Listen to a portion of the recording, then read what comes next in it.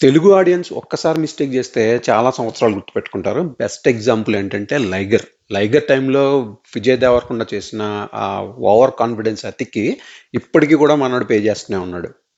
'లైగర్' disaster తర్వాత మనోడికి ఒక్క హిట్ కూడా లేదు. ఈవెన్ సినిమాలు కొంచెం బజ్ క్రియేట్ చేసిన 'కింగ్డమ్' లాంటి మూవీస్ కొంచెం బజ్ క్రియేట్ చేసినా కూడా అవి అప్ టు ద మార్క్ లేవు. కానీ ఈ రోజు రిలీజ్ అయిన టీజర్ 'రణబాలి' ఇది మాత్రం నెక్స్ట్ లెవెల్లో ఉంది డెఫినెట్గా. ఇంకా విజయ్ దేవరకొండ ఆ స్లంప్ నుంచి బయటకు వచ్చినట్టే అనిపిస్తుంది.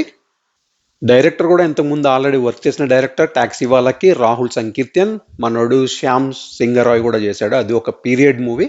ఇప్పుడు 'రణబాలి' కూడా ఒక పీరియడ్ మూవీ బిఫోర్ ఇండిపెండెన్స్. ఆ రషెస్ చాలా చాలా బాగున్నాయి. టీజర్ ఫస్ట్ మనకి ఒక documentary kind of law start అవుతుంది.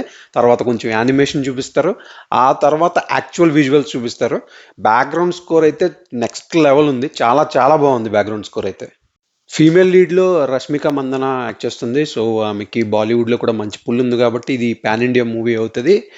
విజయ్ దేవరకొండ ఫామ్లోకి వచ్చేస్తే టాలీవుడ్కి చాలా చాలా ప్లస్ అవుతుంది. మనోడికి పాన్ ఇండియా పుల్ డెఫినెట్గా ఉంది. ఇప్పటికి కూడా మంచి కరెక్ట్ మూవీ పడిందంటే డెఫినెట్గా 500+ క్రోర్స్ కొడతాడు. ఇది ఇంకొక మంచి పాన్ ఇండియా ప్రాజెక్ట్ అవ్వాలి తెలుగు మూవీస్ నుంచి అని కోరుకుందాం. Please subscribe for time to time updates. Thank you.